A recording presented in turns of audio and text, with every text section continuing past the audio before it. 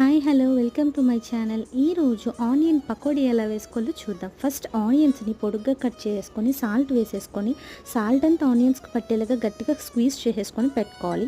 ఆ తర్వాత కొంచెం కరివేపాకు, చిన్న చిన్న అల్లం ముక్కలు, 2 పచ్చిమిరపకాయలు చిన్నగా తరిగేసుకొని అది కూడా వేసేసుకున్న తర్వాత తగినంత శనగపిండి కూడా యాడ్ చేసుకొని కొంచెం బైండింగ్ కోసం క్రిస్పీగా ఉండడానికి 1.5 నేను వరిపిండి కూడా యాడ్ చేసుకుంటున్నా. సో ఇలా చేసేసుకొని వాటర్ వేయకుండా గట్టిగా కలిపేసుకొని ఆయిల్ బాగా హీట్ ఎక్కిన తర్వాత ఇలా కొంచెం కొంచెంగా పకోడీలాగా వదిలేసుకోవాలి ఆయిల్లో.